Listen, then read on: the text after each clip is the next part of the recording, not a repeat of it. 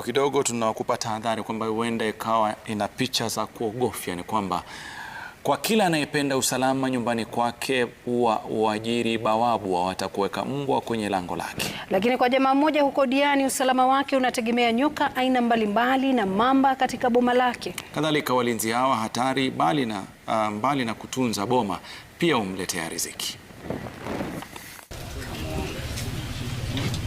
Ni mnyama aliye hatari kwa usalama, mnyama asiyekuwa na urafiki na binadamu, mnyama anayeweza kukatisha maisha yako ghafla.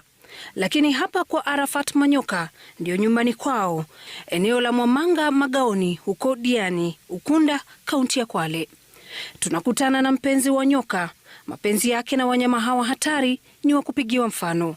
Kutoka kwa wadogo hadi wakubwa, mmoja baada ya mwingine wanaonekana kuvutiwa na mapenzi haya.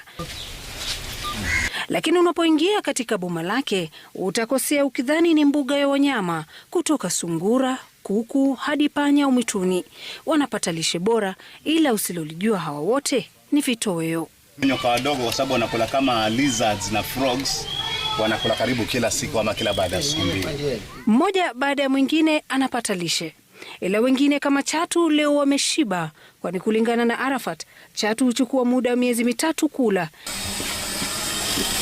Hivyo leo sungura huyu ameponea, wengine pia wakiponea kwa tundu la sindano, kwani baadhi ya nyoka hawa muda wao wa kula umepita, ila kwa wengine maisha yao hapa yakiwa burudani kutoka kwa nyoka hatari zaidi anayepatikana Kakamega pekee hadi chatu wala watu. Wote hapa ni nyumbani. Manyoka akiwa na tabasamu pindi tu anapowakaribia chatu hawa aliyowapa jina la Lili na Melita.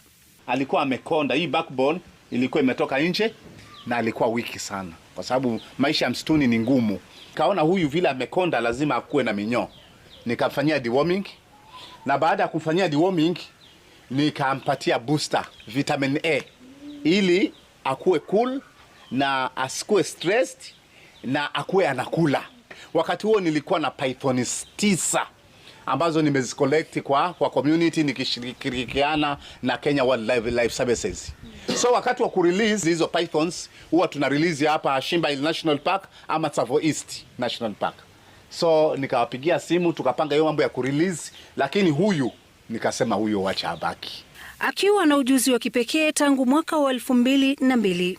Na nikiangalia nyoka hivi naweza kukwambia ni mume ama ni mke. Kama yuko on heat naweza kukwambia yuko on heat, kama ana mimba naweza kukwambia ana mimba, kama ana minyoo ama anauma nakwambia, hata kama ni